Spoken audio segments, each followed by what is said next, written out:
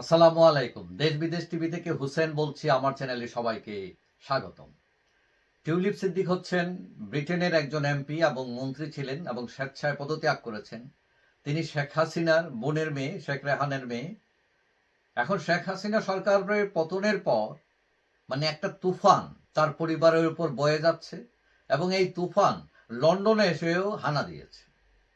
বিশেষ করে দুদক যখন মামলা করল শেখ হাসিনা, শেখ রেহানা, টিউলিপ, জয় এদের বিরুদ্ধে, তখন সেই ঝড় লন্ডনেও চলে আসলো। লন্ডনের পত্র পত্রিকা মিডিয়া হুলস্থুল লেখালেখি দিল এটা নিয়ে এবং তার মন্ত্রিত্ব থেকে পদত্যাগের দাবি উঠল। কিন্তু তাদের যে নেতা, লেবার পার্টির নেতা, বর্তমান যে প্রধানমন্ত্রী ব্রিটেনের কিয়ার স্টারমার, তিনি কিন্তু টিউলিপের পক্ষ দিলেন। তিনি বললেন যে তিনি এখনো আস্থাশীল টিউলিপের বিরুদ্ধে এবং টিউলিপের বিরুদ্ধে এর আগেও অনেক অভিযোগ উঠেছে এবং কোনো জায়গায় সেটা প্রমাণিত হয়নি যে টিউলিপ দোষী।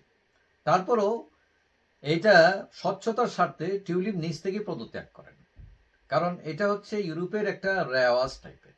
এটা আমাদের দেশের রাজনীতির মতো নয়। হ্যাঁ, ব্রিটেনের রাজনীতি অনেক স্বচ্ছ।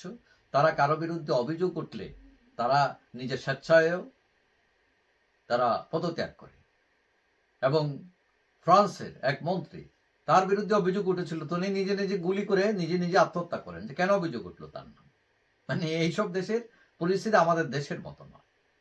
এখন শুধু পদত্যাগ করেই ক্ষান্ত হননি, এখন তারা বলছে যে টিউলিপের এমপি পদ থেকে পদত্যাগ করতে, এবং টরি পার্টি যেটা বিরোধী দল তারাও সেই পদত্যাগ করছে। কিন্তু বর্তমান প্রধানমন্ত্রী কিয়ার স্টারমার এইসব পাত্তা দিচ্ছেন না, কারণ তিনি জানেন এটা হচ্ছে বাংলাদেশের নোংরা পলিটিক্সের অংশ, এটা ওইখান থেকে আসছে।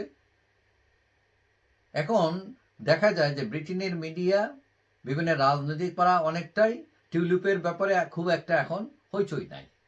টিউলিপ ঝড় অনেকটা থেমে গেছে। তো কারণটা কি? এখানে অনেক কারণ আছে।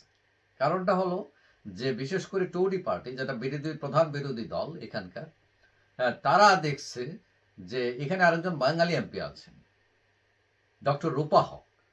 এখন একটা অংশ ডক্টর রূপা হকেরও পদত্যাগ দাবি করতেছে। তারা বলতেছে যে রূপা হক বাংলাদেশকে ছোট করেছেন, বাংলাদেশ সম্পর্কে, শেখ হাসিনা সরকার সম্পর্কে বিভিন্ন বিভ্রান্তিমূলক তথ্য দিয়েছেন এবং এইসব কারণে তার নৈতিকতা স্খলন হয়েছে, এই জন্য তার পদত্যাগ করা দরকার। এখন টরি পার্টি বা এখানে যারা সচেতন অংশ আছে বা মিডিয়া আছে, তারা মনে করছে আরে এটা তো খেলা দেখতেছি, কারণ ওই বাংলাদেশি পলিটিক্স এখানে চলে আসছে। আগে টিউলিপের পদত্যাগ, এখন রূপার পদত্যাগ। তো এই ব্যাপারটা তারা হয়তো অনেকেই বুঝতে পারছে যে এগুলো বাংলাদেশ পলিটিক্স, নোংরা পলিটিক্স, আমরা এখানে ক্যারি করে লাভটা কি? যার ফলে অনেকেই মনে করছেন যে এইসব কারণে এখন হইচই অনেকটা বন্ধ হয়ে গেছে। তারা মনে করছে এগুলো হলো অর্থহীন।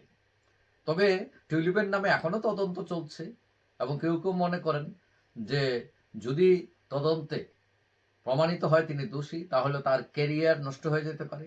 আর যদি তিনি প্রমাণিত হয় যে তিনি দোষী না, তাহলে আগে তো প্রতিমন্ত্রী ছিলেন, আগামীতে তিনি এমপিও হতে পারেন, আগামীতে পুরা মন্ত্রী হইতে পারে। কারণ বর্তমান প্রধানমন্ত্রী কিয়ার স্টারমার তার খুব ঘনিষ্ঠ টিউলিপের, এবং তিনি বলছেন যে টিউলিপের জন্য তার দরজা সবসময় খোলা এবং তিনি তার প্রতি আস্থাশীল। সুতরাং সবাই যারা তাকে টেনে নামানোর চেষ্টা করেছিলেন, যদি প্রমাণিত হয় যে তিনি দোষী না, তাহলে তিনি প্রমোশন সহ পুরো মন্ত্রী হয়ে হয়তো আবার ফিরতে পারেন। আর যদি দোষী সাব্যস্ত হন, তাহলে তার কেরিয়ার নষ্ট হয়ে যাবে, হয়তো আগামীতে আর এমপিও হতে পারবেন না, এরকম হতে পারে। যাই হোক, বিষয়টা এখনো তদন্তাধীন।